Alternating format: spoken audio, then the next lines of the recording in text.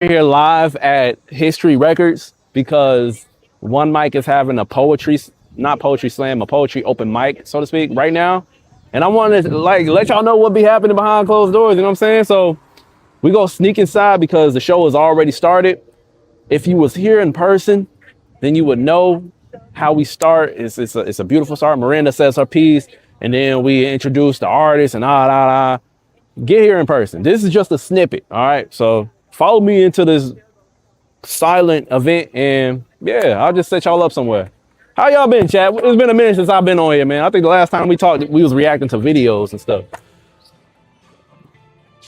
All right, we are here at History Records. You gotta slide in. All right.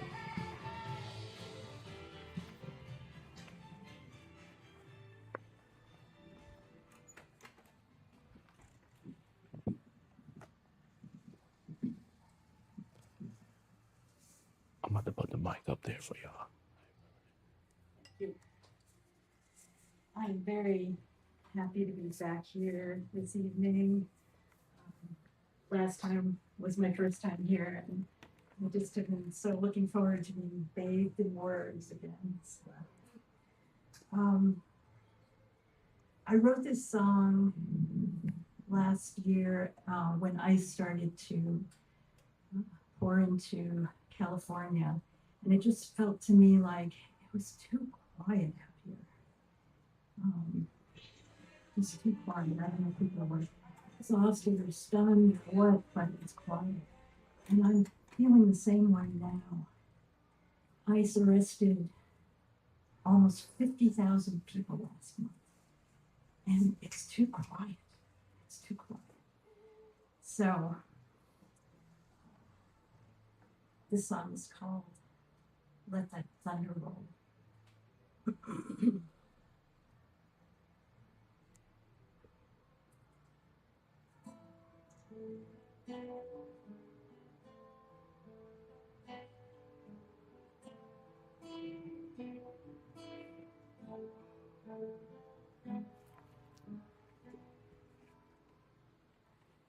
The clouds rolling, the wind is cold.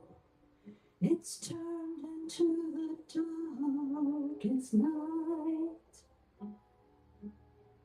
You're running scared all alone. Keep running till you see the light. There's a story hasn't yet been told. Days of glory, hardening to behold. Any day now, it'll unfold. Thunder and lightning, let that thunder roll.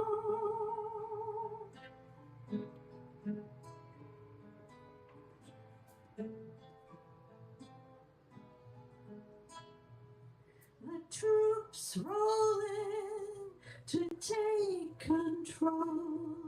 Their deeds are empty, cruel, and trite. You're running scared all alone.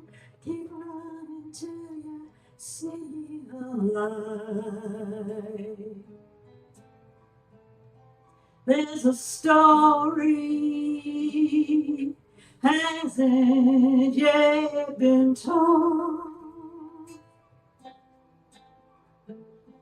Days of glory are meant to behold.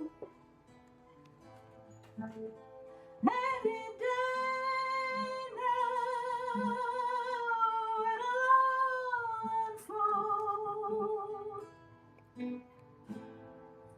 Thunder and lightning,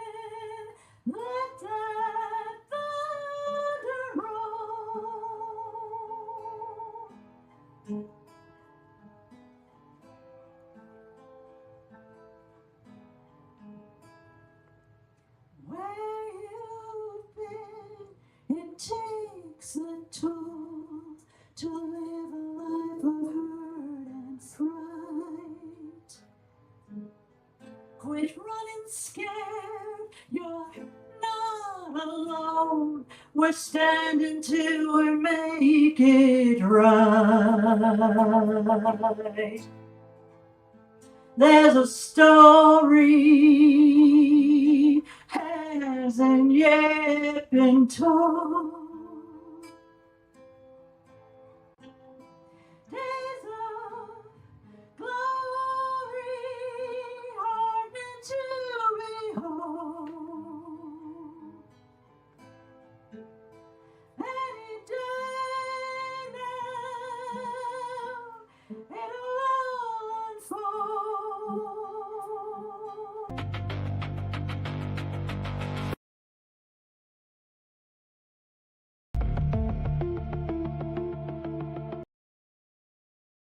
Let that thunder roll, thunder and lightning.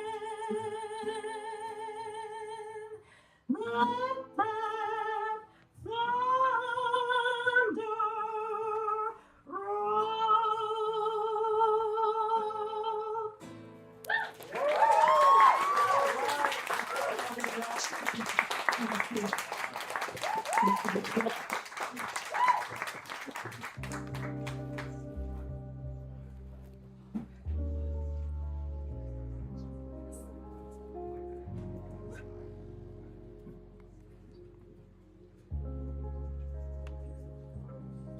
Yeah, Chad.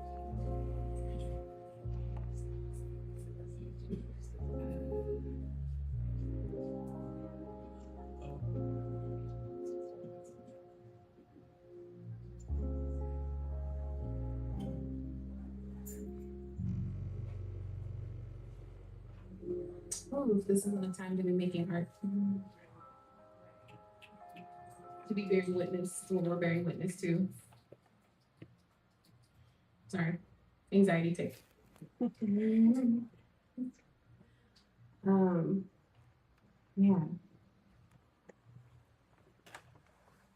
Excuse me. we can't be here together without acknowledging what's happening all around us. Excuse We see it with our own eyes. We all me. Real quick. generally know what's happening.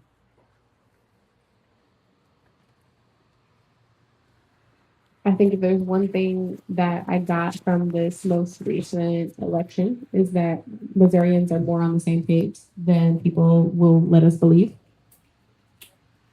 Right? If we believed any of the media, we would not have done what we did at the polls this past April, March. Oh my God, time. Help me. Thank you.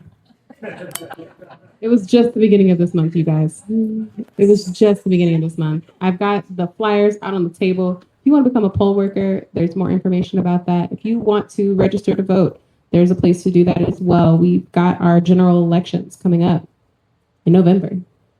Keep making your voices heard. And oh my God, I want to be that person who's like, if they ignore us one more time, there's all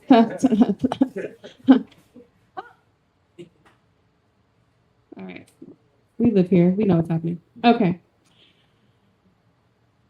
Keep making your voices heard. Please get involved. Do civic things. The Civic Academy also is starting its fall enrollment. If you want more information about that, it's on the table as well. It's through our city. You can learn all about our city services and how it functions. What our city is supposed to do for us. Because we make a city. People who sit in office all day and like move money around, those are not the people who make a city. We make the city. They just get lucky enough to do work for us. Okay. We're going to take a maybe 5-minute break. No breaks. Hold on. All right. Then we are very lucky and blessed and excited to be welcoming the cast of Float to the stage. Well, I guess mainly the director for now to introduce us to what's going to be happening. Over the next maybe 20 or so minutes. So give it up. Round of applause. Welcome Jesse Green to the stage. Hello. I'm Jessie, but you can call me Peach if you want to. I wrote and am directing a play called Float, which is we're going to show you a few things from there. Float follows Charlie, a 29-year-old woman whose life has very suddenly and very spectacularly fallen apart. She comes back to her hometown, back in her childhood home, back at the pool where she lifeguarded as a teenager, lifeguarding again. And she's surrounded by this strange collection of family and old history and new people who begin pulling her toward a life she's not exactly sure she wants yet. It's a play about grief and fear and growing up when you thought you were already grown. It's about sisters and parents and friendship and falling for people and being an absolute mess sometimes, because I think it's important that we get to be an absolute mess sometimes. More than anything, though, Float is about the people who change us. It's about the fact that we don't become ourselves alone. We are, in part, made out of everyone we've ever loved, we've lost, known, or forgiven, we've outgrown or allowed to just truly know us, and how we just carry them with us as we become whoever we're going to be next. Speaking of, some of the people in this cast I've known for years and loved for years, and getting to hand them these characters has been very special for me. And some of the cast I've gotten to know through Float. And the irony is not lost on me that I wrote a play about the people who unexpectedly come into our lives and change us, and then making it brought people into my life who have, yes, probably changed me. Art imitates life or whatever. So we're going to show you a handful of scenes tonight. They're little pieces rather than the whole story, but I hope they'll let you meet Charlie, the main character played by my good friend Ashlyn Sherman, the most beautiful woman I've ever seen, and see the heart of this play. We're going to start with Act 1, Scene 7, and this is just Charlie. At this point in the play, Charlie has been asked a lot of questions about why she's back home, what she's doing next, what she wants her life to look like now that the life she thought she was building is gone.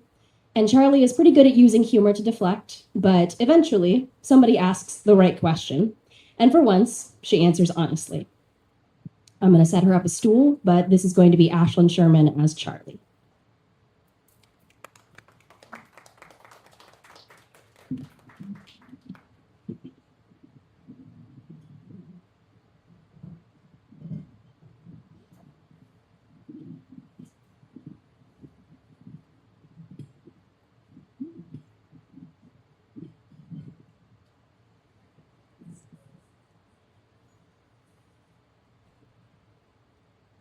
I used to dream about flying when I was a kid. I mean, not flying exactly, running, jumping, and sort of floating for a moment or so. I never thought I'd end up back here. I mean, if you'd asked me 2 months ago, it wouldn't have even crossed my mind that I'd be living in my childhood bedroom under the plastic glow-in-the-dark stars I'd put up when I was 11 and working at the pool I worked at in high school. I had friends in the city. I had a home. I had a partner. I had a fucking bidet. And then I just fucking didn't anymore. And I still don't know if I deserved it or not. Part of me feels like it's so unfair. And the other part, I don't know, like it was inevitable. Like, I fucked up. It's not like it was my first offense. I mean, I didn't graduate college. I moved to Chicago instead. Thought I'd try out that whole struggling actor thing. And everyone from back home told me how brave I was to be putting myself out there like that. But the thing is, I went to one audition. One. I didn't even try. I don't know why. Or I do and I just don't like the answer. But in those dreams, I'd start running and I'd be going so fast I couldn't see anything but colors blurring past like paint smears, and I'd launch myself at the sky, and all of a sudden everything was so still. I was still, almost held there like the air had hands and was keeping me for a moment, and everything would like come into focus. And I'd have this perfect moment of seeing everything around me in this crisp clarity. And then I'd come back to the ground and start over. over and over. Run, jump, float. Run, jump, float. I've been trying to think of anything that comes close to what I'm doing with my life, and that's it. It's like standing at the edge of something all the time, which sounds dramatic, but it's really not. It's just boring. Like, I know exactly what it would take to jump, and I just don't. And sometimes I hear my mom unloading the dishwasher in the morning, and I pretend I'm still asleep so I don't have to explain my life before coffee. I start to think I prefer almost becoming something because there's no grief in almost. I mean, that's not true. There's grief, just not in something you lost over something you never let live. And you can't have a funeral for something that never lived. And I think I've been avoiding it for so long that I'm starting to think I might never know what it's like. I don't ever know the feeling. That feeling, whatever happens after you fucking jump. Floating, maybe. I wouldn't know.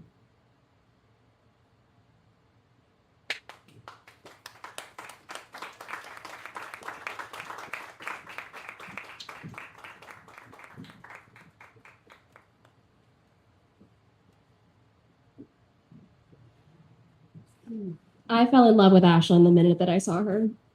The moment, actually. And I think it might have been because I'm a psychic and I saw my future. And it was that beautiful woman speaking my words. I can't say enough good things about her. When it comes down to it, as a writer, my words are my heart, and Ashlyn holds my words in a way that no one else could. This next scene is Charlie and Dev. I'm going to set it up real quick and then I'll tell you about it.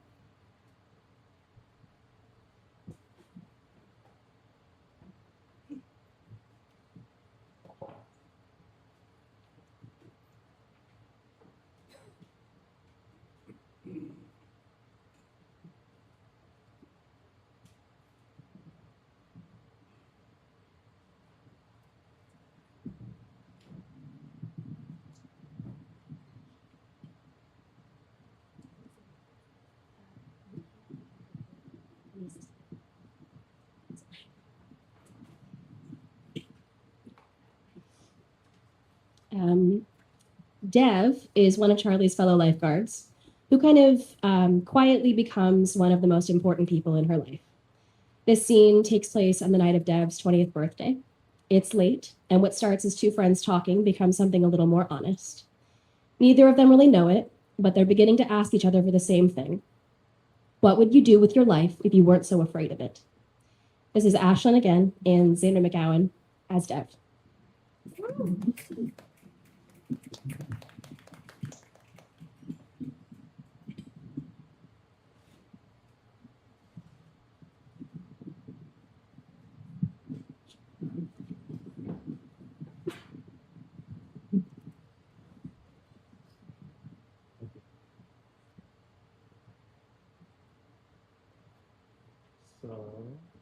So, Bob's is the same Same as what?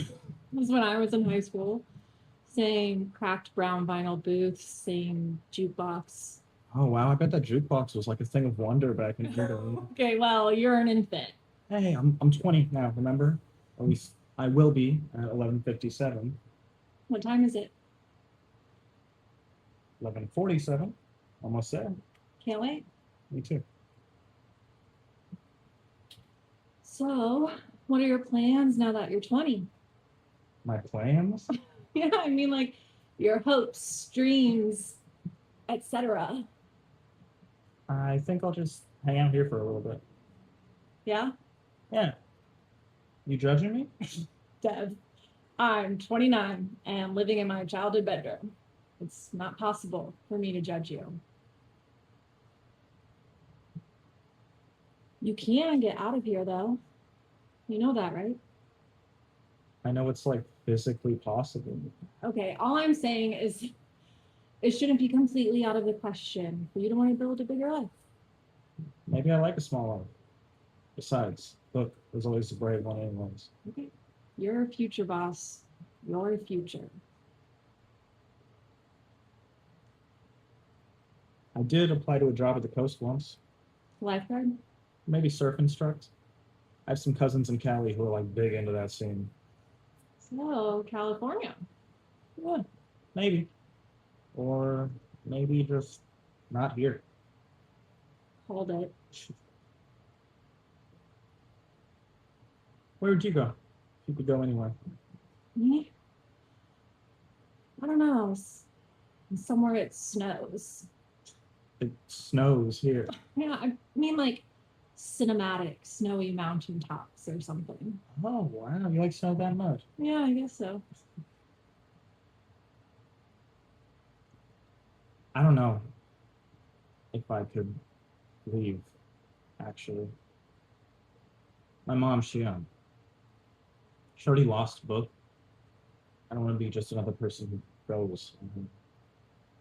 You think that's what he did? Yeah.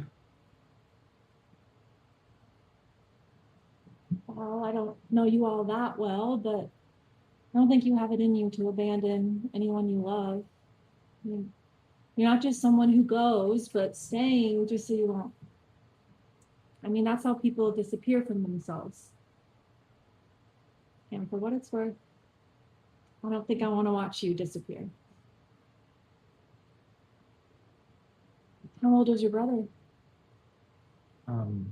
He was 20, almost 21. It was actually the day before his 21st birthday, October 23rd. Scorpio. Hey, that's right. It feels weird that I'm gonna be older than him. Yeah, I almost am. Doesn't feel like. Did you say his name was Book? Booker. Yeah, but Book for short. Where'd that name come from? Well, my mom is just really weird. Yeah, he used to want to change his name. He would go into the first day of school every year and ask the teachers to call him something else. Like, Well, Ezra was one of them. Psy for a little bit. I remember he went to the first day of 5th grade and asked the teachers to call him Phoenix. wow, Phoenix is awesome. I wish my name were Phoenix. Oh, I bet you do. I think I could pull it off. No, I'm seeing more of a Buck. Maybe like Bubba. Ew. Major ick. Major. Fine. No, you give Ophelia vibes. Oh, really? Maybe Saffron, but I think you'd have to be raised on a commune for that. I sound flowery and tragic. I was going more for like a pretty princess vibe. For me. Yeah, have you seen your hair? Time?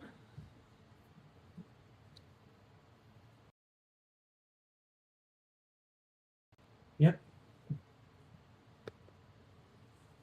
So, from what I've read, Scorpios are like the villains of the zodiac. So many memes talking about, I don't fuck with Scorpios.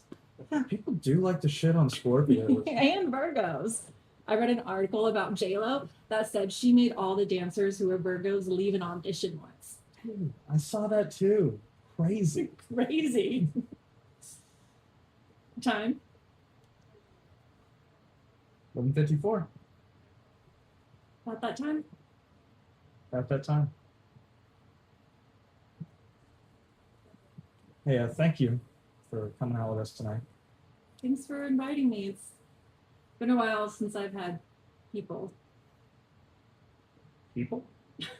It's gotta invite me to things that I hang out with. It's nice. Why? Why is it nice? No, Yes. no. Why has it been a while since you've had people? Oh,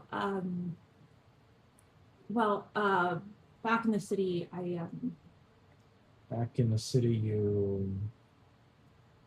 I kind of lost all my friends after the accident?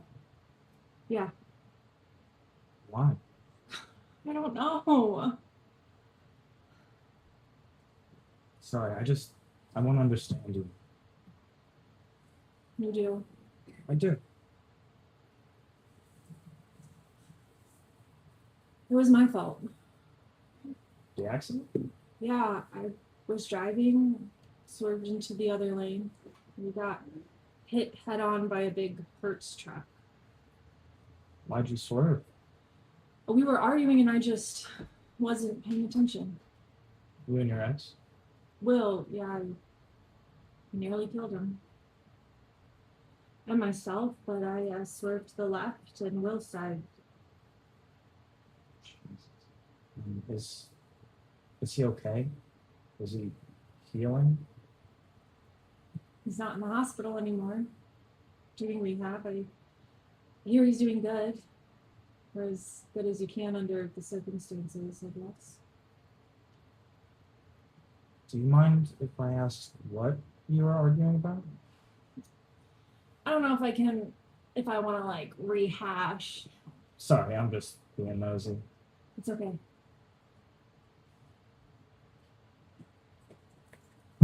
Thank you.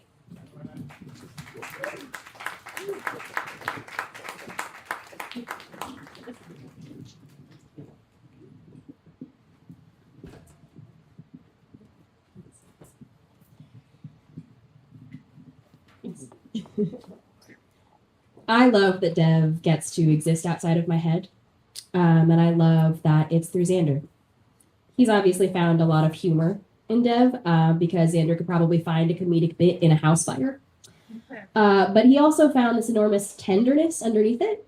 And he understands, I think, in a way that I'm not sure anyone else could, that Dev can be both ridiculous and earnest, confident and scared, deeply annoying and deeply lovable, sometimes all within 30 seconds. I love that scene. This next scene, we're blessed with Ellen, played by Monica Palmer, and she is Charlie's mom. Ellen was tricky for me to write because I never wanted her to be the villainous mother standing between Charlie and her happiness. Ellen's problem is actually that she loves Charlie so much and wants all of the wonderful things for her that it just crosses into control. And they're both scared. They're both stubborn. So naturally, it goes really great. This is Ashlyn and Monica Palmer is Ellen. And I'm going to set up a table real quick and then we'll go.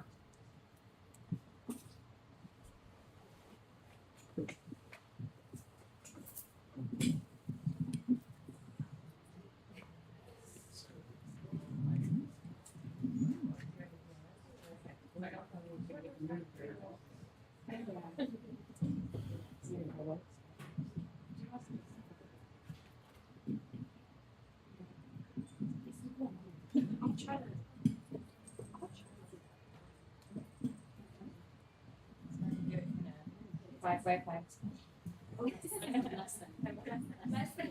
I was guessing you. I'm good with math. You did great.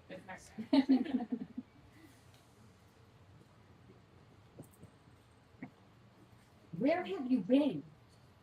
I don't know, Mom. What, you don't know? How in the ancient double hockey sticks can you not know? You've been out all night. I went to Bob's with some friends. What friends? Jesus, Mom, I have friends. Not a total leper. What friends? Coworkers. Coworkers. Yes. You mean the kids you work with? Wow. Tell me that you were not out all night with a bunch of kids. I wasn't, because they're not kids, Mom. They're basically fully grown adults. Oh. What? Charlie, what are you doing? What do you mean, what am I doing? Nothing. I'm not doing anything. Exactly. What does that mean? You're wasting time again, just like always. Mom, don't. No, you are going to listen to me for one. Here we go. Yeah, that's right. Here we go. Charlie, you're not supposed to be here. Right. Listen, when you dropped out, you told us it was because you had a different vision for your future. And now I'm not someone with an exceptionally long list of accomplishments, and I certainly don't have the success story that everyone aspires to. I've been teaching for a year when I got pregnant with Tabby, and I stopped. To be a mom, a full-time mom. Yes, Mom. I know. And we're very grateful that you put your life on hold to raise us. You remind us every chance you get. No, that's just it. I didn't put my life on hold. I just continued down a different path. My path. That was my success story. That was my vision for the future. Do you understand? I mean, yes. Do you really? Is this, all of this, being at home again with us and working the job you had in high school, is that the vision you had for your future? Huh? Because I can't imagine that it is. My sweet girl, you had so much. If you say potential, Mom, I swear to God. Potential, Charlie, yes. Yeah, I did. I know, and I wasted it. You think I don't know that? I do. Trust me, I know how much fucking potential I have. Charlie, you still do.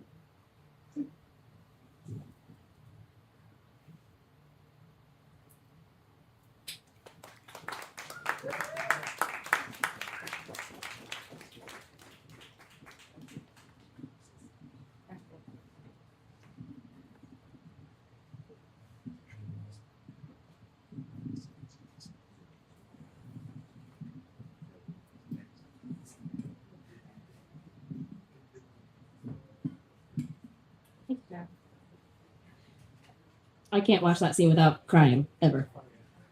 Ever. And Monica has been one of my favorite presences on stage forever. Ever since I've been doing theater, like in Columbia, Monica's just been an icon. She's amazing, she's a star. But my favorite thing about her that she brings to Ellen is how her voice sounds so sweet, no matter what she's saying, even if it's an unnecessary roast of her daughter. We're done with scenes tonight. But before we finish, I wanted to share one more thing, a poem on why I wrote Float at all and kind of what it's brought me. Oh, yeah. Thank you.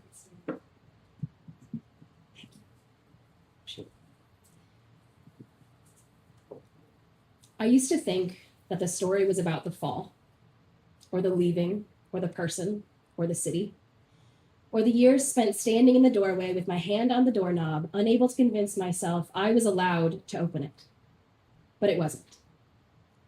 It was about the standing there, all that time, and this strange devotion I had to almost. The way I built a home on the edge of my own life and called it safety. Because if you never jump, you never have to discover whether you can fly, or float, or drown, or become. And I became an expert at watching. Other people leave, other people try, other people make mistakes that turned out terrible or beautiful, while I lay beneath those plastic glow-in-the-dark stars that were slowly losing their light, that I'd pressed onto my ceiling when I was 11, and certain the world was waiting for me.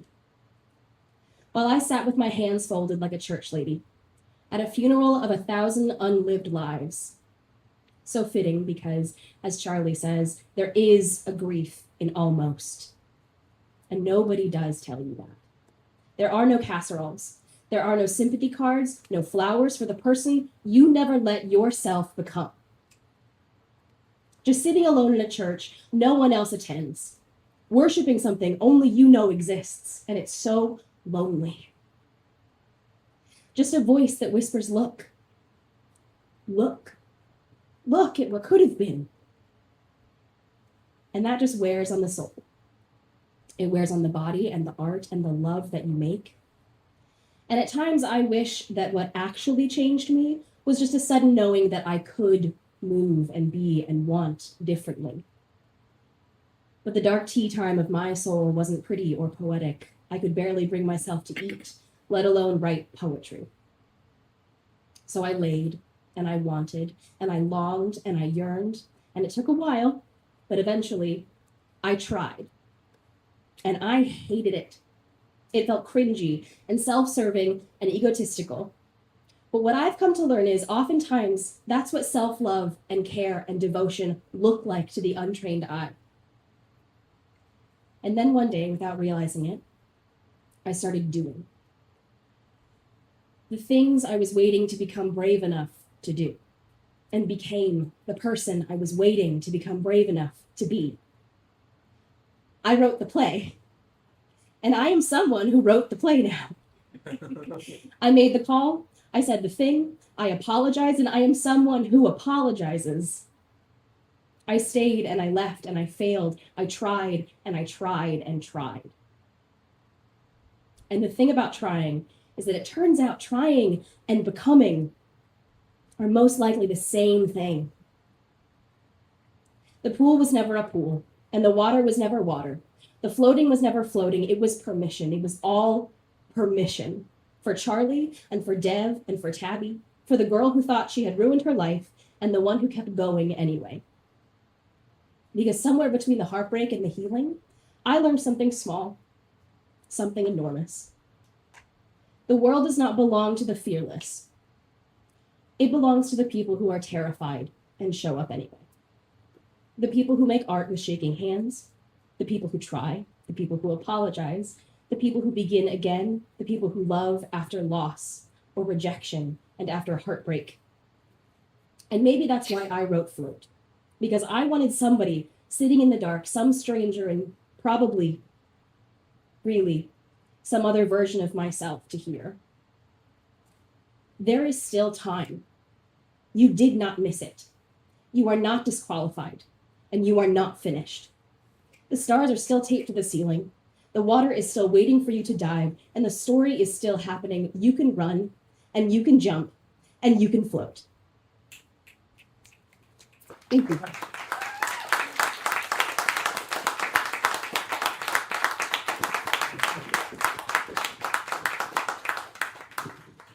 Float runs September 10th through 12th, 17th through 19th, at Scene 1 Theater in Jefferson City. There are flyers on the back counter, I think back there, yes. If you want to take a picture or take one with Ashel and Xander's faces on them. So yeah, we'd love to see you there. Thank you so much for listening.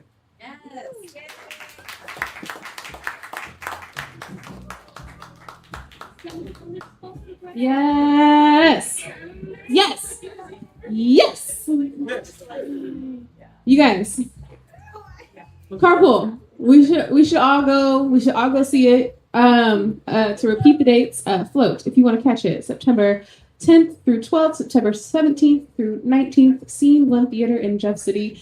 Yeah, let's carpool. Let's get about it. Let's go see a thing. Let's go have our hearts opened and see what's in there, and then like close them and then go home. You can't leave your heart open. That's irresponsible. All right. Yeah, this was so wonderful. And thank you to the peachiest little peach to ever grace this stage. Thank you, Jesse Green, for writing your first full-length play for our enjoyment. Thank you to the cast. Congratulations. Looking forward to your opening weekend. Well done up here. And you guys, it's intermission time. Refresh yourselves. Grab a drink. Go to the restroom. Go outside. Take a breath of fresh air. Talk to your neighbor about what you just saw on the stage. We will see you in 15 minutes. Woo!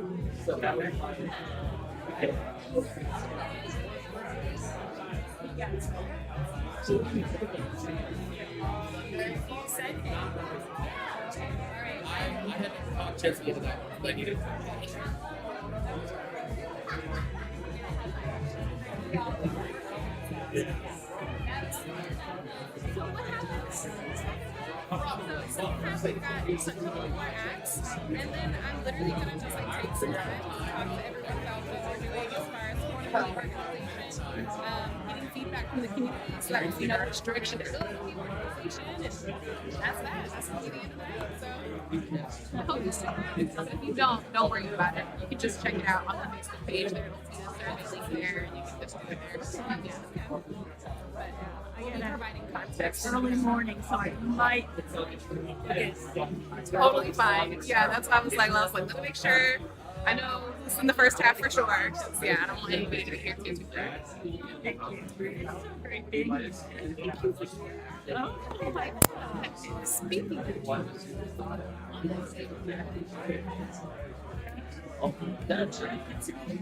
Dangerous.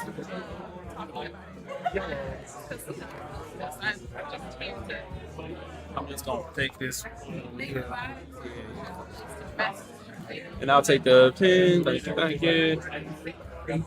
What's up, guys?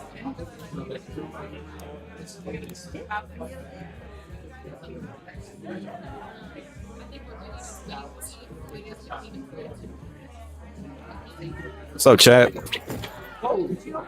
Yeah, I'm good. I'm so sorry that I knocked over your thing. All right. Let's slide through here.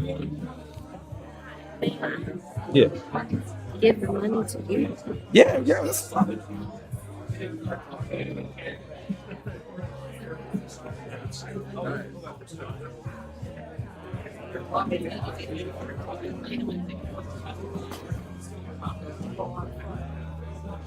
What's up, Chad? My fault, Chad. I just knocked over somebody's guitar, man. I'm just, man.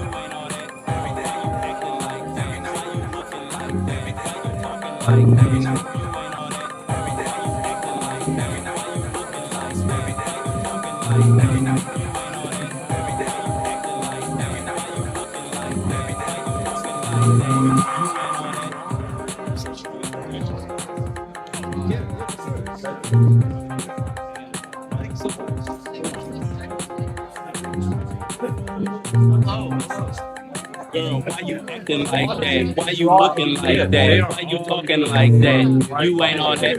Why you acting like that? Why you looking like that? Why you talking like that?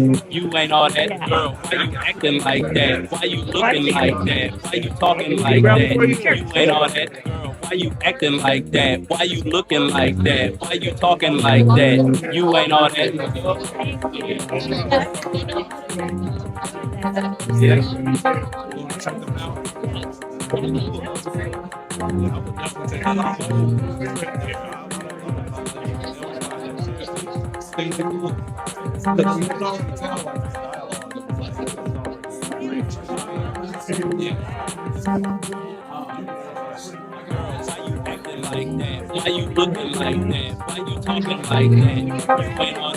Why you looking like that? Why you talking like that? You ain't on that. Why you acting like that? Why you looking like that? Why you talking like that? You ain't on that. Why you acting like that? Why you looking like that? Why you talking like that? You ain't on it. Why you acting like that? Why you looking like that? Why you talking like that? You ain't on it. And then around here, I'm never too sure around here. I mean, it's probably better than in a blue state.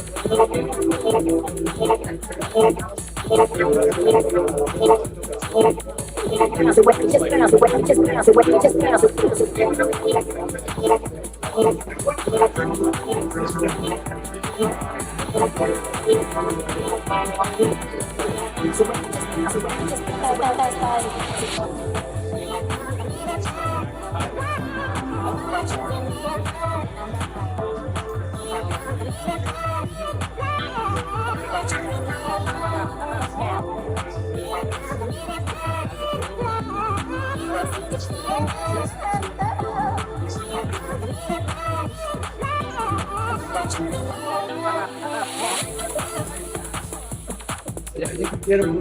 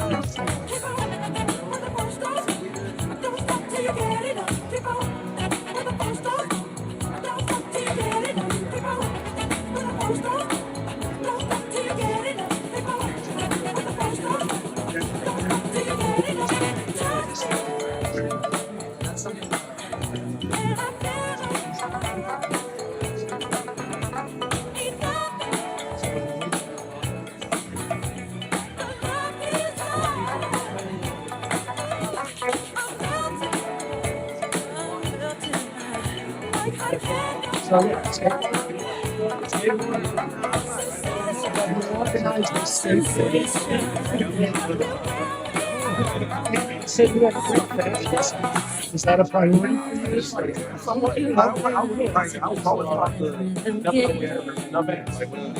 Yes, yes.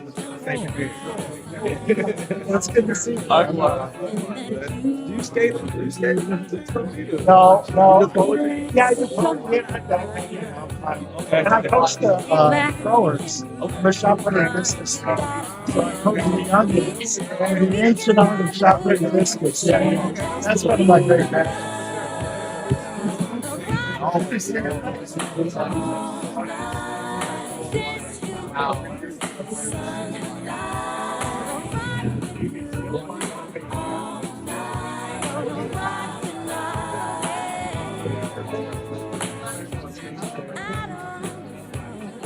That's right.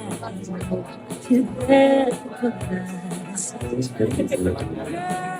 when you dance, there's a magic that must be love.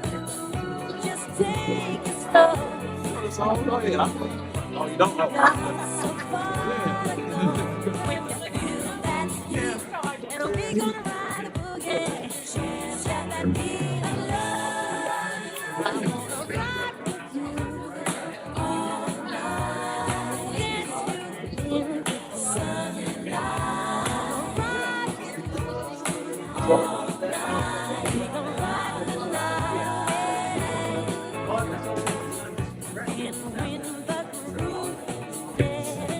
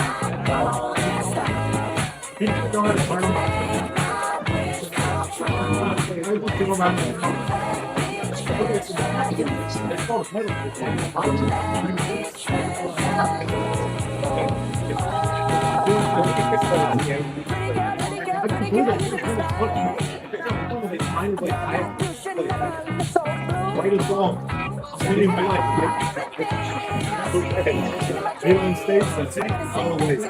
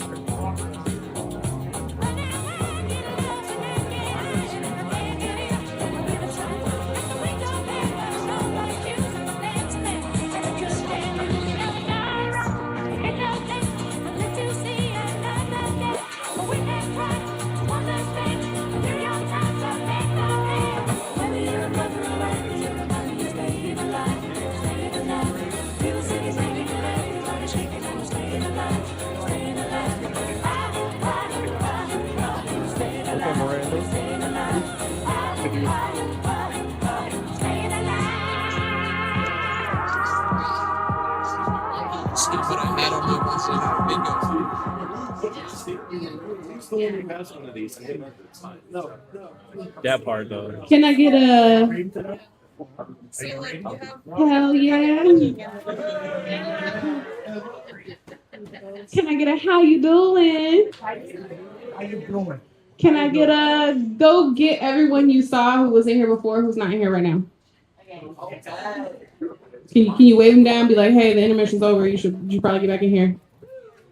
Okay, you don't have to, but it would be a flag. No. You know, while you're doing what I say and whatnot. Simon says, My name's Miranda. I'm not Simon. Welcome, everyone, to the second half of our evening of performance, poetry, and the like. We've been very blessed to have such a diversity of performers this evening, and this next performer is a continuation, a contribution to that same diversity. He was so kind to send me a description of himself, but I'm gonna go off the cuff a little bit here and say a few things about my friend Zero.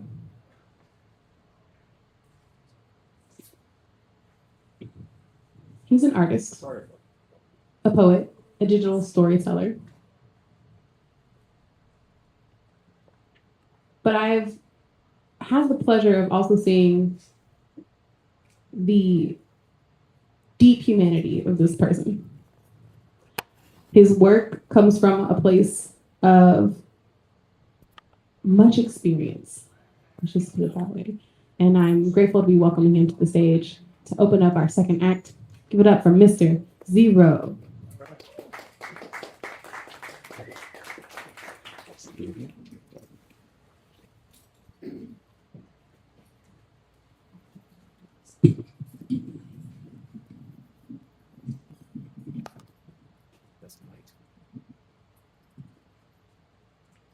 Thanks everybody for welcoming me today. Typically I have like something to say like before it, but like I decided not to because this is rather long. I actually wrote this like a week ago, so bear with me. It's called Ley Lines, and hopefully it raises questions and challenges all of us. So, Ley Line. They say the earth keeps invisible lines beneath it, routes between places that hold little more charge, a little more pull.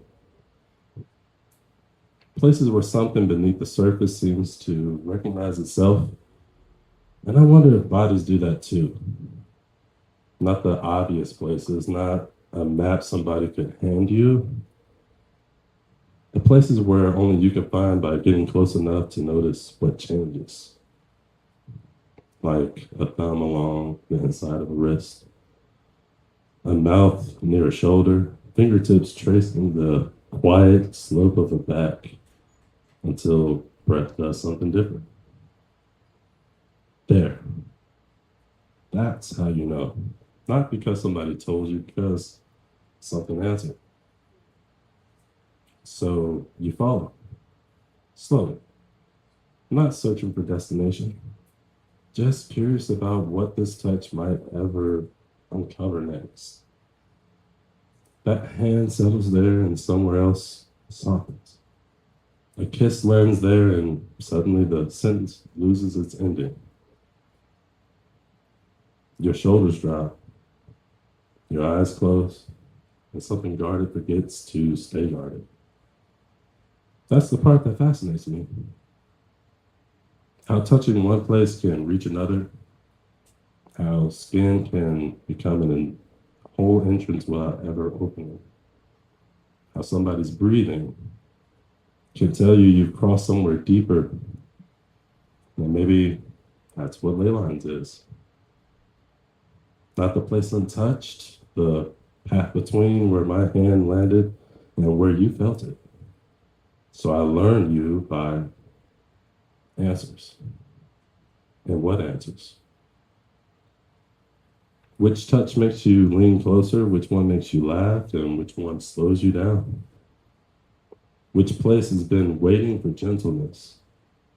And which place doesn't trust just yet? Because discovery is not always beautiful. Sometimes you follow a line expecting pleasure and find history. A little tension beneath the tenderness, a flinch that arrives too quickly. A place where desire and defense have learned to sleep beside each other. And now I've learned something. Your skin never said aloud. That's where exploration changes, because wanting somebody does It can teach you where they respond, but knowing them begins when you wonder why. So why this touch makes you melt, and why another makes you disappear behind your eyes, and why your hand reaches for mine at one doorway and stops the next. And if I'm paying attention, I learned that not every opening is an invitation. Some places need curiosity. Some need patience. Some need me standing right here to go no farther. And that's part of the map too. Maybe the most intimate part. Not knowing how to make somebody open, knowing how to recognize when they have, and knowing the difference between finding a path and being allowed to follow it. Still, there's something beautiful about being discovered, about another person learning the language your body has been speaking all along. The small signals, the pauses, the places where touch becomes trust, where trust becomes confession, and where confession becomes something neither person planned to reveal that night. And suddenly you're no longer learning the body. You're learning how a person was made, what they protect, what they miss, what they carry, what still aches, and what makes them softer. What makes them afraid to soften at all? All because you touched one place and listened for one answer. Maybe that's why I keep thinking about ley lines.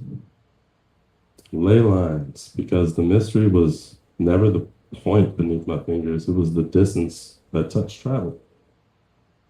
From skin to breath, from breath to memory, memory to fear. Fear to trust, and trust to somewhere language had not reached yet. A ley line is not where I touched you. It's where touching you took me, and maybe the deepest parts of a person are not found by going farther. Maybe they're found by paying close attention to everything that moves when you barely move at all. Ley lines. Yeah. Thank you.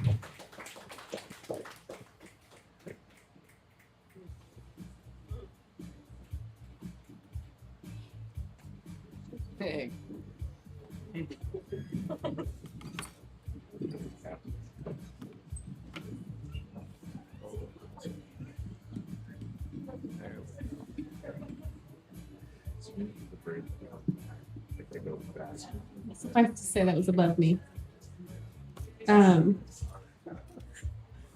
did you see it? The mic was above me, he was speaking over me. We're good, we're good here. Oh my gosh, okay. Whenever I think of ley lines, I think of Outlaw Star. Yes. And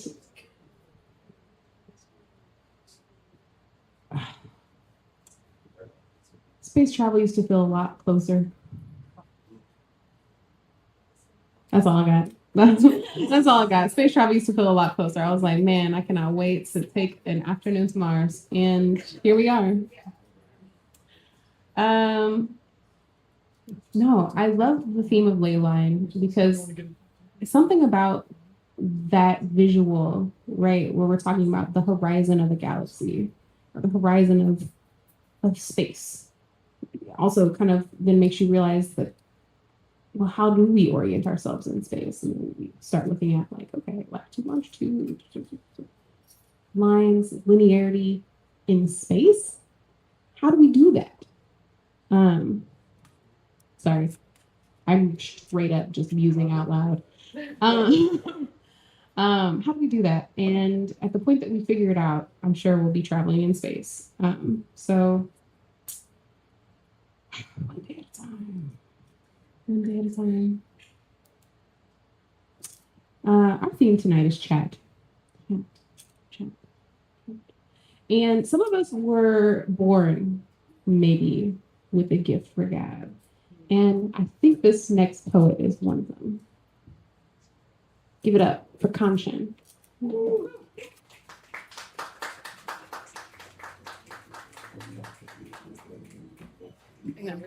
Thank you. Okay. Hi everyone. So I just unfollowed my ex situationship from like 3 years ago today. So shout out BPD. And with that, let's get into the poem. No one understands me. I don't think they even try. If you're saying that you do, you're just saying a lie. No one's ever come close to knowing what's in here. You can't pull it out of me or I'll withdraw it in fear. Don't try and get close to me. You don't know what you're doing. You're just gonna hurt me, so please just stop pursuing. Your presence itself makes me hide myself away. It doesn't want you to know it because it knows you will betray. That's what you always do. I've been distracted by your charm, but surrounding myself with you is like a form of self-harm. You don't know how wonderful and dark my mind can be. You haven't seen the depths. If you did, you would just leave. You don't deserve all my wonders if you can't understand my pain. I just wish one person would make my pain go away.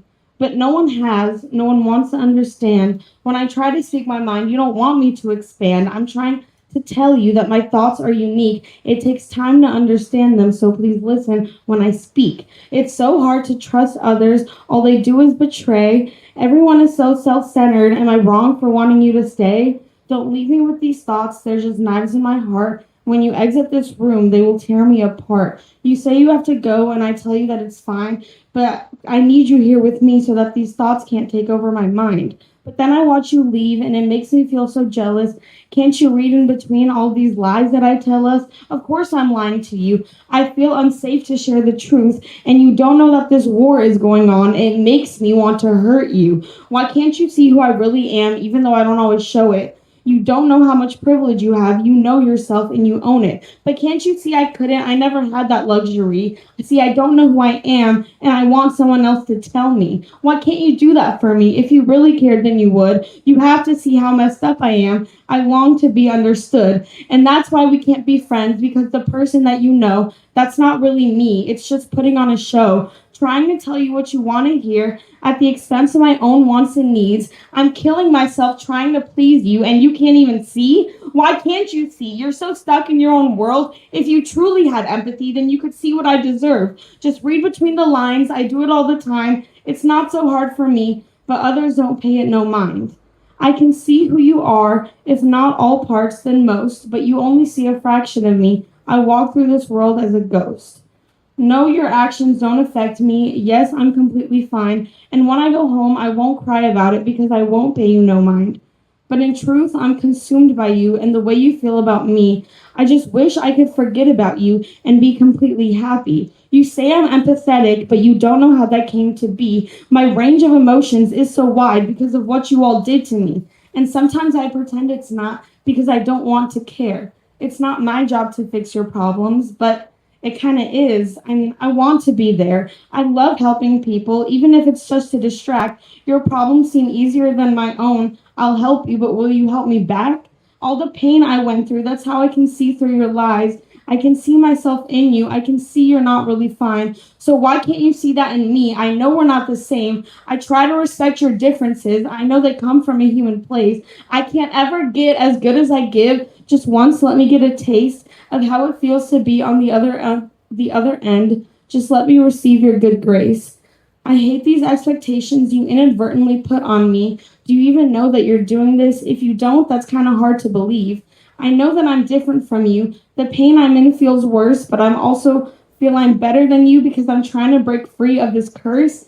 But see, I don't think that you are. Because while I'm constantly trying to change, I see you stuck in your ways. You tend to act the same. And you should know what I'm going through because I actually have tried to share, but my words don't seem to stick in your brain, and I blame myself because you don't care. You're living in delusion. It's clear to me as day. You act nice towards my face. What do you really want to say? I won't share my gifts with you, not unless you show that you truly deserve it, but until then, you won't know. The healing powers I possess won't be wasted on you. In fact, I'll actually thank you for showing me who is true. They tell me don't let it hurt, that other people can't affect you. Well, I'm not going to delude myself into believing what isn't true. I'm here to spread the truth, the word of God, so to say, because I know what God truly is. I can feel its presence every day. I've given out so many cries for help that apparently none of you could see. I know you can hear me when I say I want to die. Stop pretending that you don't hear me. I'm not saying it to be funny or quirky. I'm saying it because I want help. And obviously I try and pass it off as a joke, but I'm obviously lying, can't you tell? Lies make up our world. It's so sad that I don't like to dwell. It's so lonely being able to see the truth instead of accepting the lies like everyone else. I would like to have mind control so I could free you from all the lies. Society is turning us into bricks. Somebody already has control of your mind. It's all about walls. All they want is separation. Well, that's not what I want. Please give me a vacation. From believing in your lies, I'm unable to escape. Everywhere I go, it's more people being fake. They all make me so mad, all trying to conform. Well, I never had the luxury. I always stuck out like a sore. They hate my brown skin. I can never be at peace because everybody else has decided that there's something wrong with me. Well, there's something wrong with you if you're believing in all these lies. Do you really think it's bad to be yourself? Do you really want to hide? Do you really think that if you're a girl, you have to look a certain way, that you have to have long hair, even better if it's straight? Well, you're making it harder for me to be who I truly am. You're just one of the bricks in the wall that divides me from the camp. You make me feel so lonely, each and every one of you who live your lives and pretend. How can you not see what I'm going through? And it's so hard to believe that I'm actually this different from y'all. You gaslight me, telling me I don't know, make me pretend I'm another brick in the wall. Well, I'm not just a brick, bitch. I'm more like a hammer to smash you into bits, then put you back together. And sometimes I get caught up too in believing what they say. It's a constant struggle to pull yourself out and know that you're doing okay. If everyone else tells you how to feel, you just have to sit along for the ride. You don't have to worry about what your body is doing. You can't even remember when you last cried. You don't need your feelings, do you? All you need is a phone. You can distract you from all the pain, leave yourself as you mindlessly scroll. But I haven't really had a chance. You see, I had to feel my pain. Even when I tried to push it down under, it never truly went away, always lingering between the surface, causing tension in my neck. Causing tension everywhere, actually. I don't feel a moment to rest. Don't tell me I'm playing the victim. That's what you always say. So what if I'm the victim? Does that scare you away? Oh no, I require empathy and care. Yeah, we all do. It's called being human. And some of us may need it more than others. Or are you afraid that I'll break your illusion? Well, then your illusion is weak, but you resist any help. You're so stuck in what they're telling you, you can't see that you're unwell. So what if you admit that you're hurt and you need love and care too? I'm open to giving it to you. Just please show me you're being true. Why can't we care for each other? It's exactly what they don't want.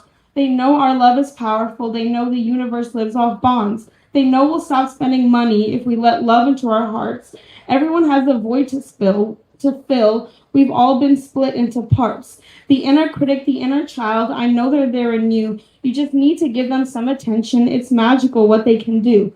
The critic will take over if it thinks you are in danger. It will try and protect you the only way it knows until it's turned you into a stranger.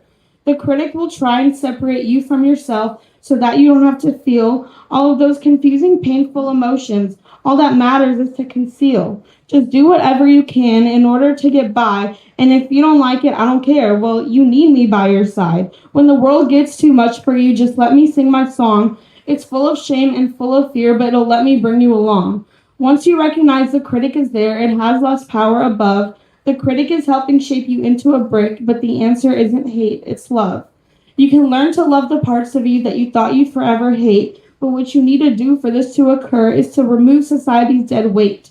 All those voices in your head, I'm sure you know they're not yours. Someone else put them there to manipulate you to your core. They want you to be brainless. They want you full of pain. They want you full of hate. Please don't give in to them because it hurts me when you're in pain. Hurt people hurt people. Now there's one thing that's true. So please, can you stop hurting yourself because you're hurting me so much too. You have parts of you that are wonderful. Let your inner child out to play. The more that you can do that, the more you will want to stay. They tell us life is in our hands as they watch and pull the strings, give us stupid fucking toys to distract us while they relax and laugh like kings. They're only helping themselves while making us constantly suffer. There is escape from the suffering, but doing it alone is tougher. People truly need people, and many will have an objection, but food, water, shelter, while they're important, you can't stay alive without connection. No one seems to realize how true this actually is, but I know because I'm slowly dying from a lack of love within. The hole in my heart is too big for me to mend. I need the support of others, but people have yet to understand. I'm ready to love. I'm ready to live. Please, God, give me someone who can help me feel fulfilled. All the people you sent my way are broken messes too, and maybe I wasn't ready to receive love, but now I need this through. I can't do it on my own. That's the biggest lie I've heard. And if anybody tells that to you, they're being absolutely absurd. Is anybody healed enough to help me carry my burden? In a perfect world, there would be someone, but we all know life isn't that perfect. I'm afraid to even ask. The hope causes much despair, because when you're living in my world, even happy feelings become dull affairs. And maybe others feel the same, but they're too afraid to share. Again, that makes me the lonely one, bold enough to care. Even if I share this poem, the people who need to hear it won't care. That's why I want mind control, but I want to be fair. Everyone has their own path, but I'm the only one on mine. I haven't seen anybody else around, and I've been climbing uphill for miles. Won't you join me on this journey? It's hard, but I believe it. I already took the first step for us. Now you can just take it or leave it. But I really hope that you will take it, because I'm not trying to be fake. My heart is pleading for attention, but it has to be in the right type of way. Don't lie to me. Don't tell me how I should feel. Don't ignore what I say. Please just help me heal. I know I'm a lot. If you think this is too much, imagine how I must feel being stuck with all of this stuff. But sharing does help, except when it's to the wrong people. I'm still learning who to trust, and over time that'll become clear. And if anybody else needs help, I want them to know that I'm here. I can't promise you much, but I will try my hardest to be sincere. And I know that I'm hurt too, so I might hurt you, but we're all hurting anyway, so please forgive me for what I might do. I'm trying, can't you see? And I think that's more than most. I'm not trying to be like them. I don't mean to boast, but also I kind of do, because look at all the work I've done all by myself. I can't say that it's been fun, but it's important to me, and I hope it's important to you, because I'm sick of being around people who don't know what to do. And I know this is long, not many will stay for the ride, but if you do, then thank you for trying to be by my side. I know you feel what I'm saying is true. I'm not trying to force your hand. Just take mine as reaching out to you. If you grab it, then I think you understand. Thank you.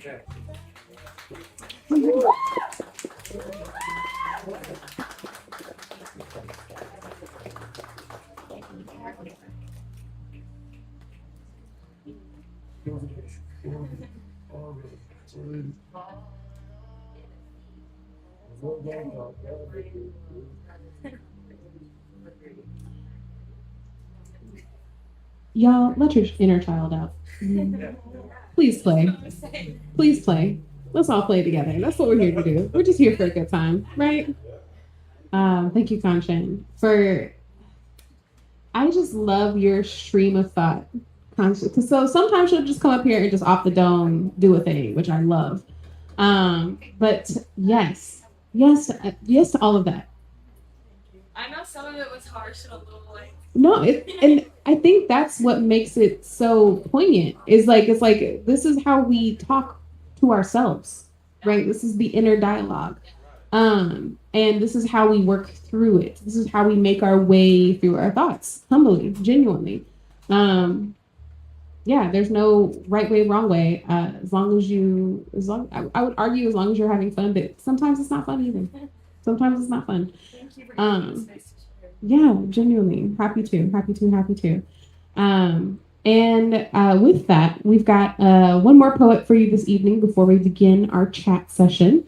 And yeah, a pleasure and a delight to be welcoming Tim Morris to the stage.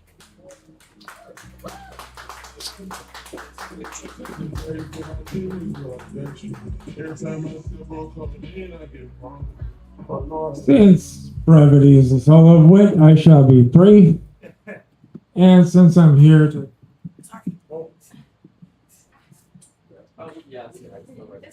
I was gonna get away with this. I'm not strong enough. It's okay. Yeah, this thing is serious. So what's it just? Take two. Since brevity is the soul of wit, I shall be brief, and since in the gravity of the situation, I shall be grave. All right. Yes.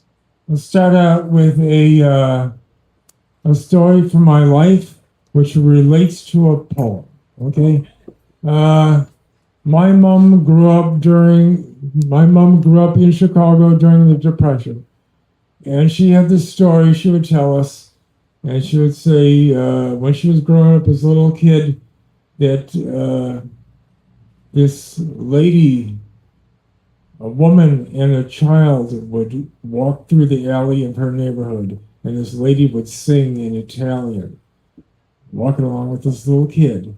And when people would hear her singing, they would gather up some small change, wrap it in a piece of paper, and throw it out the window into the alley. And the kid would pick up these little packets of paper, and they'd go on, and then they would go on. And which relates to the poem. Okay, the poem.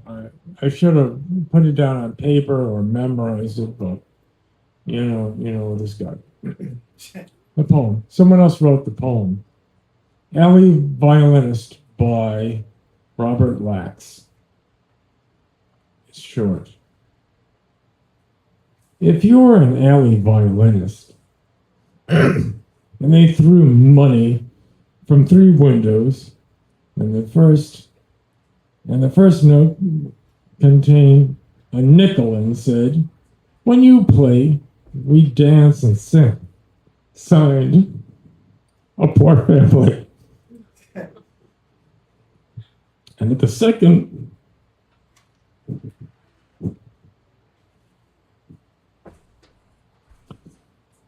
contained a dime and said, "I like to play very much." Signed, A Sick Old Lady.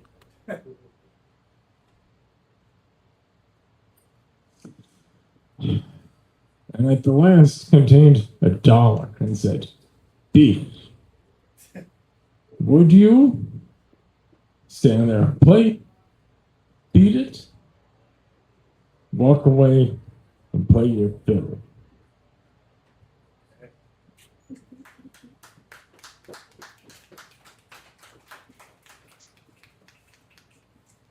Who wants to play catch?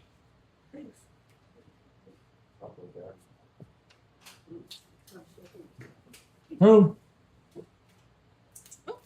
Thanks very much. Take care. Toodles. Bye.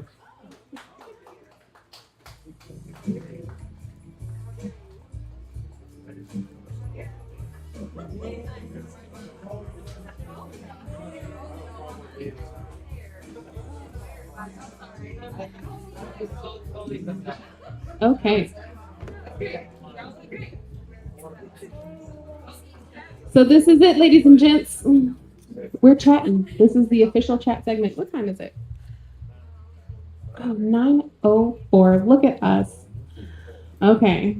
So I guess I would like to welcome TK up here, if she wouldn't mind just chatting through just a little bit of what's going on up here before I let them know about the survey. I promise it'll be like 30 seconds. So, hey. So, as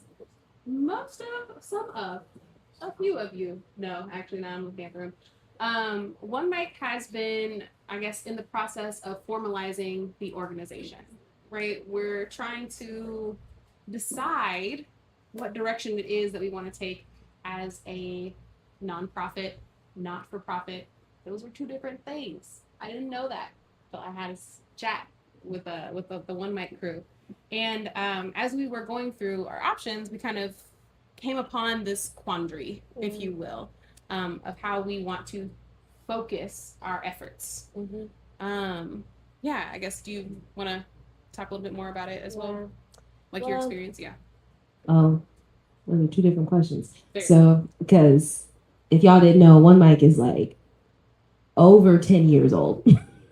So we've had many experiences of weighing options of what we could do, how official or formal we want the group to be versus the freedom that we've had, right? We've really done well existing in this grassroots, please give us the stage for free, minimal, kind of a thing. And it has allowed us to stay for this thing, for over 10 years. And I know that, I don't know, I think there's so many factors that come into it, right? Because Columbia can be such like, is transient the right word? Like transient town, we may have a core group here, but in the next 2-3 years, who knows who's here, right? So whenever we get on this stage and we say things like, if you have a crazy idea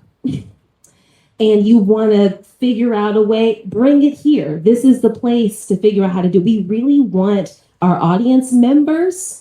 You are a member of One Mic. You are a veteran of One Mic. We really want our members to take ownership of this space, right? And I don't know, maybe I am kind of putting more bias into as far as like how I have enjoyed the freedom of informality that we've been able to. However, as we move forward, several people got up on the stage tonight and really spoke to what's going on in the world around us. And as much fun as I have in the informality of it, I recognize the power in us gathering and what we do here and allowing people to just speak and be raw, bruh.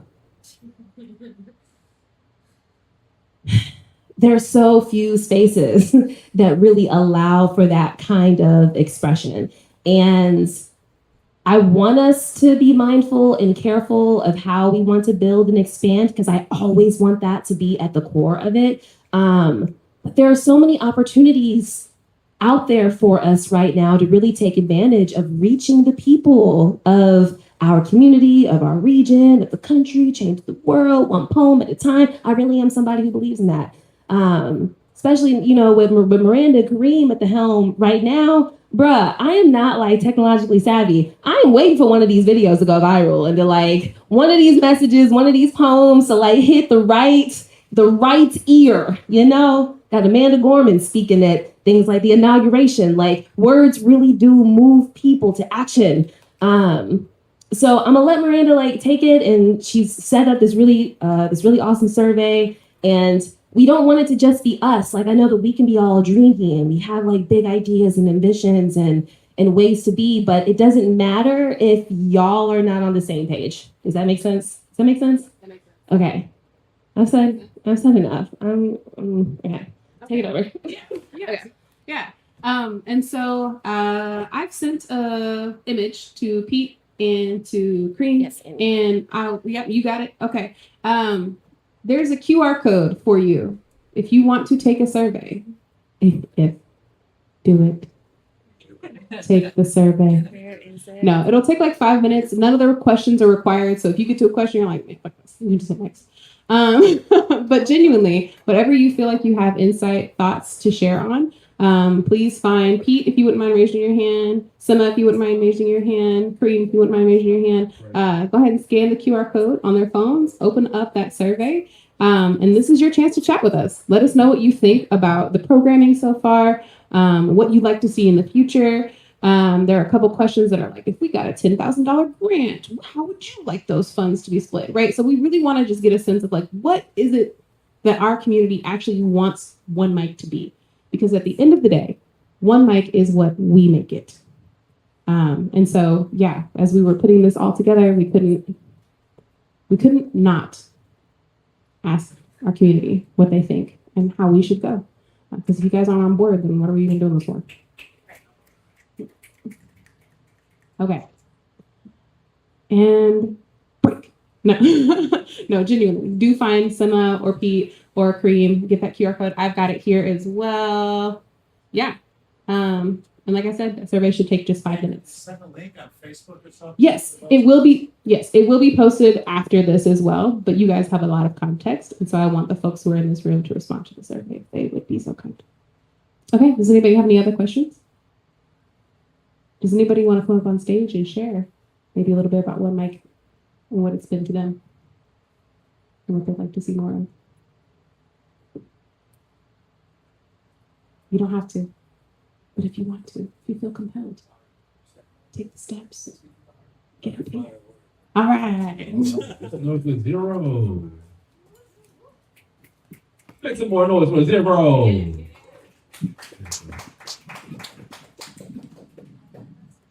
I left my tablet over there. Okay. Oh. All right, we'll do this. So, I guess. No, I guess not. Like I came to One Mic like years, couple of years. I was like in sales.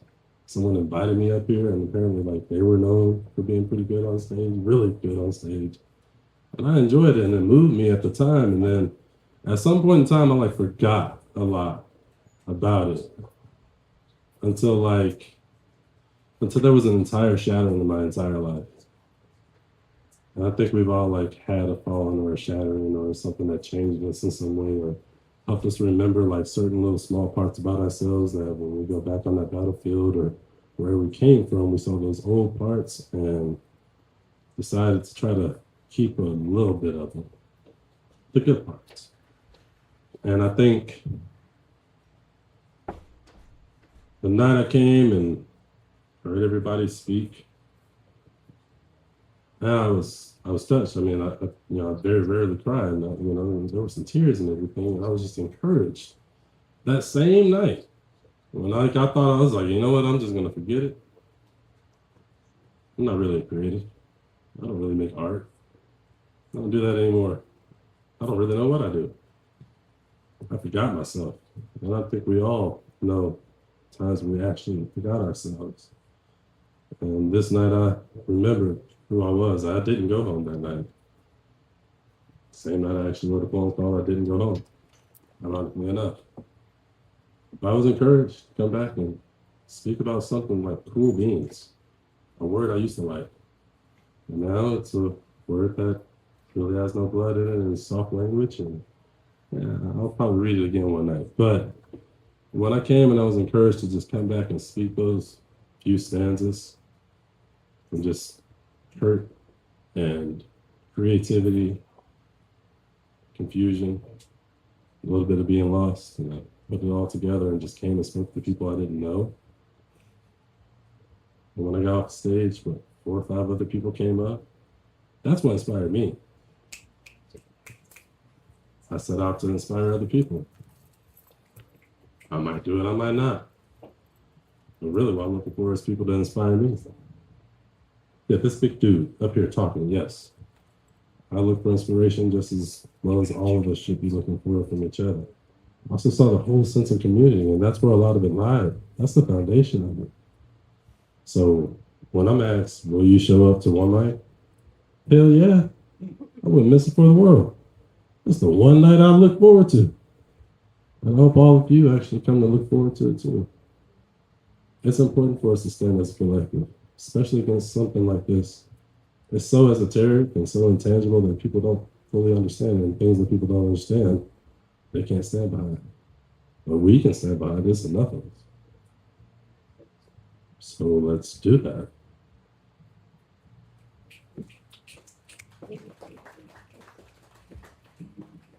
Well said. I think I got the survey out to everyone who wants it. And so, yeah, I guess Before I let everyone go, because yeah, this is the end of our evening. We're all finished up. There's no more poetry. It's come outside. I want you to know that the heart of One Mic will remain, regardless of the direction or focus that we decide to take. That essence, that community, that I came to this stage a stranger, I walk off this stage now connected directly to my community. That ain't going nowhere. And as you all know, we encourage donations at the door. We suggest $5 for that donation. If you haven't contributed and you'd like to, please do. But The reason that we ask for donation is because we don't want there to be a barrier between our community and their ability to engage in a stage or on a stage, or with folks who are on the stage, right? And so that is also something that we don't plan on changing, right? We want to make sure that this is an accessible space and that it's one that connects us directly to our community. So thank you so much for making this space what it is. And I am so looking forward to hearing what everyone has to say. If you're a friend who usually isn't here tonight, tell them about the survey, right? Get that out. I want to hear from as many people as possible as far as our next direction. But yeah, we'll still be one mic. Hold it down. You can catch us every Saturday, 2 to 4 p.m., 89.5 KOPN with the incomparable Peter Babbitt. You can also find us on social media, Facebook, Instagram, One Mic Como or One Mic Columbia. And yeah, we look forward to seeing you in Jeff City in September for Float's opening weekend on the 10th through the 12th. And then their next weekend is going to be the 17th and through the 19th. Thank you. Thank you again for making One Mic so special, and have a lovely rest of your evening. Happy Wednesday. Woo!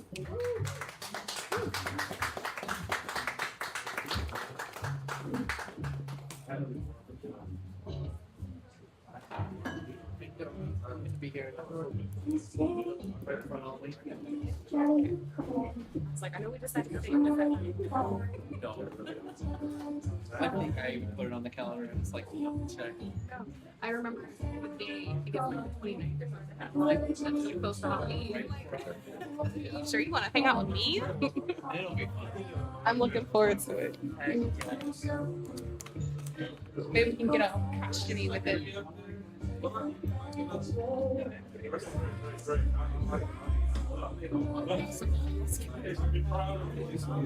Oh, I'll get this done. Then let me get out of the way.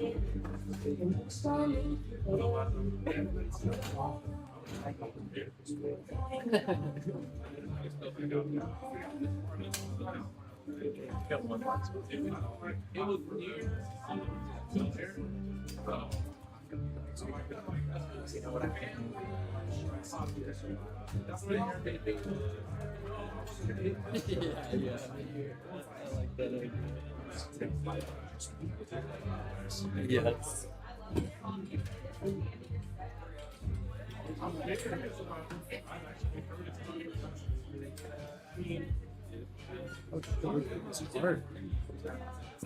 It's not mine. You know, I could probably get you one of them from your dumping grounds. As much work as possible.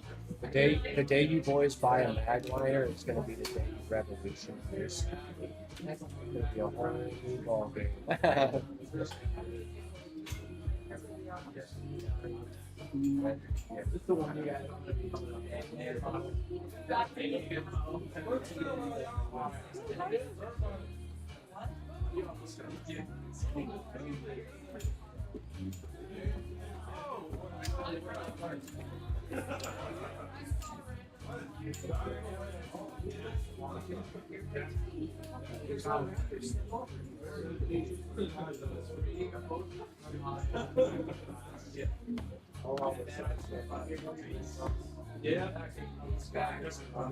Great job.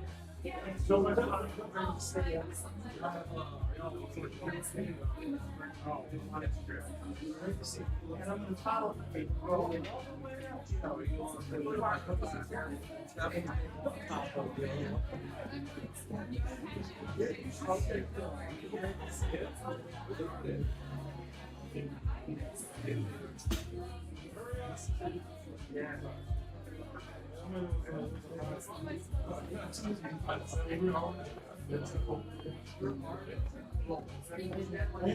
Yeah, right there.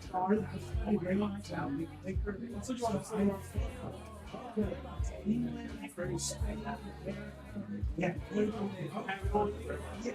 That's so beautiful.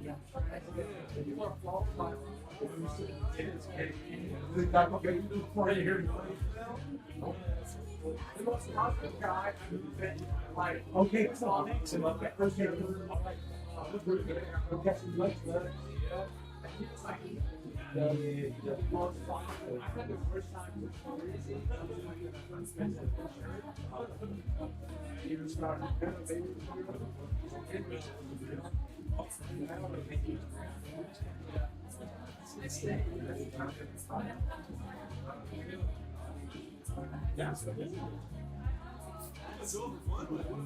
that's about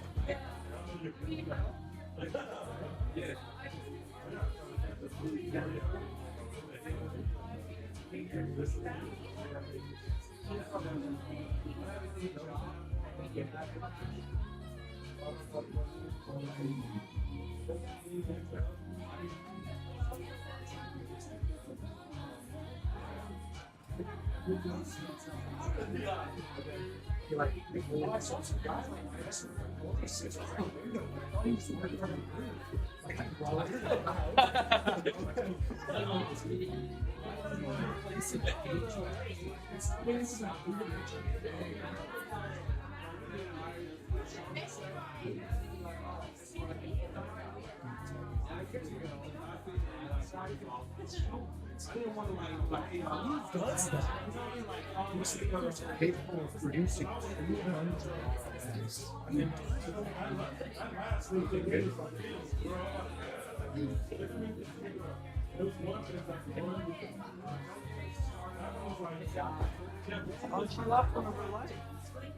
See, I told you they were hidden like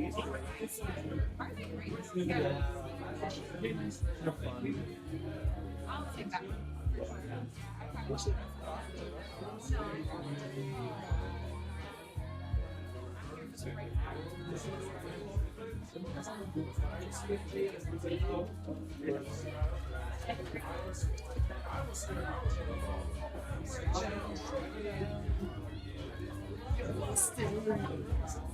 Never 24/7. Yeah, weekends except.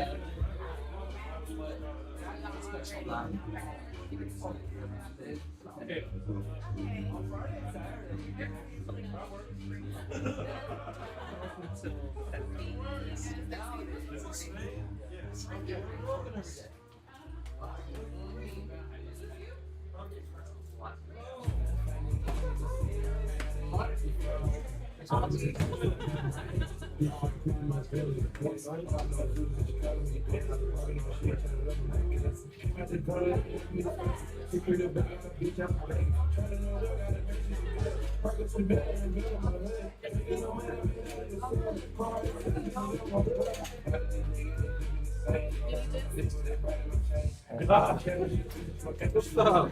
What up, guys?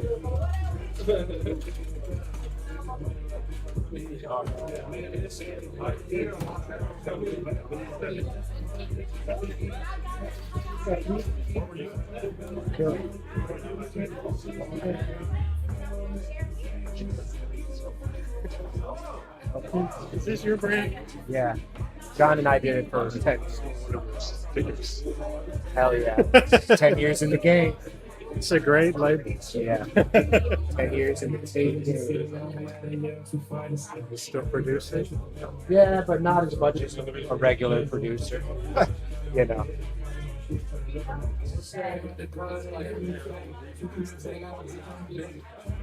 I think we got a lot recorder right here. Stream. I think so. Yeah, it's got the stream going. I see. Yo, chat. Yo, what up?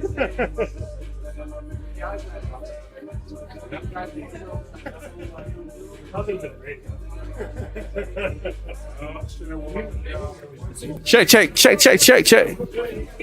You know, this is happening. Yeah. You know, That part. That's real.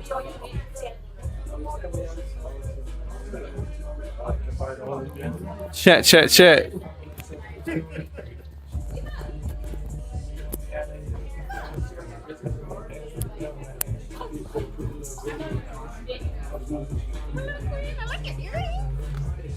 Hi. No, hell no. What's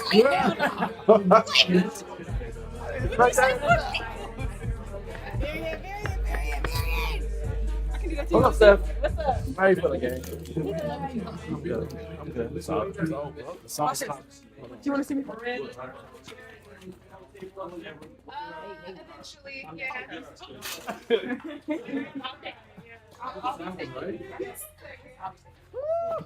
What are you talking about? Papa knows what you. Ah oui, je parle français aussi. Ok, Ma ouais. mère, c'est française. Je suis français.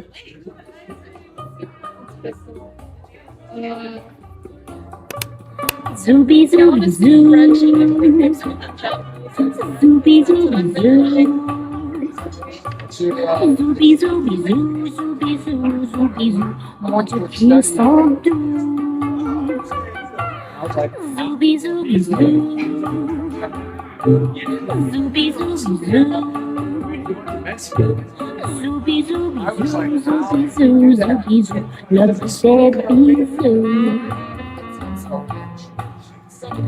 Dans les buissons, sous le ciel du mois d'août, les amoureux glissent à pas le loup. Comme les oiseaux, ils ont rendez-vous. On entend partout. Zooby zooby zoo. Zooby zooby zoo. But I mean, Zooby zooby zoo. Zooby zoo. Zooby zoo. Mon Dieu, qu'ils sont doux. Mais dites-moi, savez-vous ce que veut dire entre nous? Ce que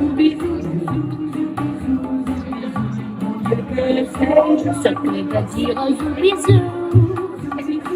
Ça veut dire je vous l'avoue.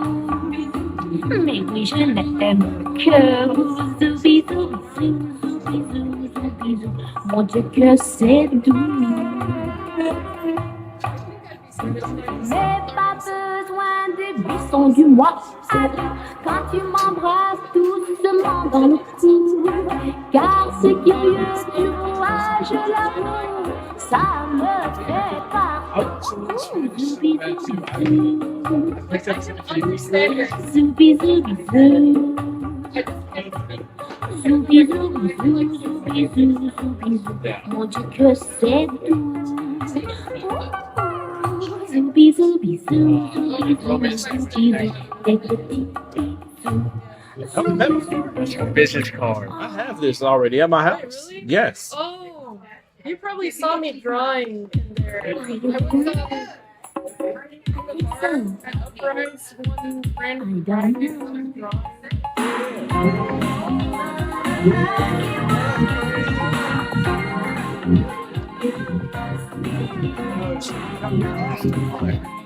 I also got you. But I come here on the line. You're alone. I saw you walk up to the girl next to me. Yeah. And it's talking about, oh, we got something going on. And that's honestly. Oh, word? I heard that music. I'm like, I was about to leave. Check it out.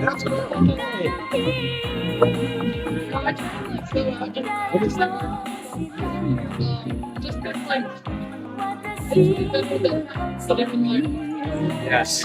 Yeah.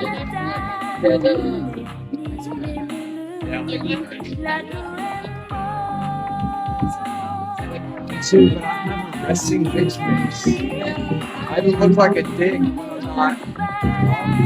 Really? Yeah. Like look.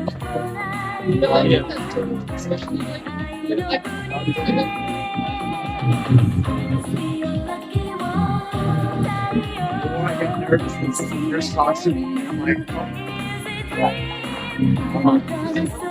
don't know. Yeah.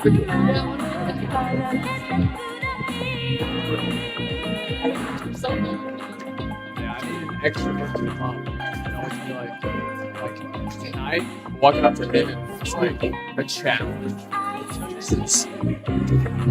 Like, growing up, I didn't speak English, and so walking up to people speaking English was awful.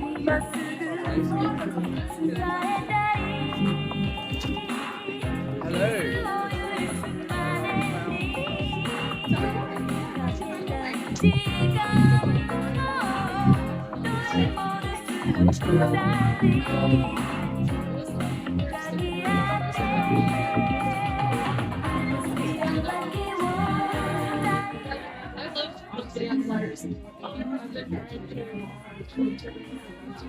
I just so I'll consider when I'm welcome. You said you're visiting from where, or like you came here? I moved here for a job. I spun the track earlier. Brayden had his like DJ stuff set up, and I spun it, and I was like, oh yeah. So I actually do have to take you up on teaching me how to DJ. I think I'm taking some. I'm taking back my reservations of not being a Midwest DJ. I think I might have to. So Okay. put me in the field. Okay. Hey, gang. Well, I'm here whenever. I mean, it's like real simple. Like apparently we run into each other at the fucking park. Yeah. I ran into Mark Anthony. I agree. I no longer live here, but I agree. No, like literally, I think 2 days ago, I was leaving and I was walking my dog, and I was like, "That guy looks familiar." I was like, hey, and he turned around and he was like, "Oh." Yep. The same day I saw you was when I saw him later on, but Yeah. he didn't hear me either. So I was like, He being trees and shit. yeah. He's looking back. He being trees, dead ass. Damn, What are bro. you doing over there? He was like, I took a nap in a tree. What the fuck? That's low key a flex though. Like you know what I mean? Like I'm like, wait, you got that time in the world? Someone yeah, no fact. make stuff. Just take Yeah. like, this is what we're doing. That's not what matters. Like, you just have to do it. You just have to do it. So you're here for it. So I'm like,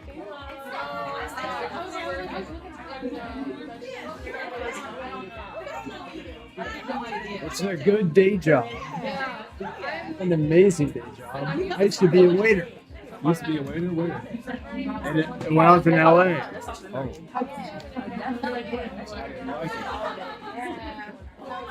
It was alright. Paid really well. Paid way better than I thought it would, to be honest. Yeah. It was hard to get though, I'm not gonna lie. I think I only got it because I don't have a criminal record. That's why. I'm like, okay, I'll take the job. Hey man. I'm like, you're cold person. together. I'd be happy to work by with you. So. Yeah, I already checked. I was like, yeah, I'm trying to. I think I'm almost done. Isn't it so cool? Yeah. Yeah, I've been doing I was heartbroken whenever I found out the city was cutting their funding. It is literally quite Very West? Yeah. Yeah. And I was like, Like literally, you don't understand how mad that is. And that upsets me. I have a shirt that I'm so upset that I bought because Everyone asks me where I live, and then I go history. Like it was a record once, and they go and they just have it because it was Hatsune Miku. The library doesn't have it, so it says hit written. Yeah. It doesn't look like video. People say you didn't get it from there. I swear I have it. There's a sticker of that one. From scratch. It would take way more money than just. But our friend Danny drew it. You can take a picture of the sticker for free. I'll take a picture of the sticker for free. I'm down to conspire with you on that too. Because yeah, I did not appreciate that our city did that, and they had been trying to do it since like 2012. Man, So it's a minute. to their credit, they finally got around to it. But Oh, hey, what's up? What's up, chat? All right, we are out of here. I'm about to log out of here, and you guys be smooth. Thank you for tuning in, and we'll see you guys later. All right, chat, be smooth. Love y'all. More than we use in the zoo facilities. I was not supposed to do that, but I did it. My fault. All right, chat. I'll see y'all later. Subscribe and thank you for watching the vlog. And we have Jada. God, bro. Jada gang. What you doing, Jada? Me? Yep. Hanging around. Yeah. All right. Well, Jada, we'll talk to you later. Okay. Okay. Bye. Say bye.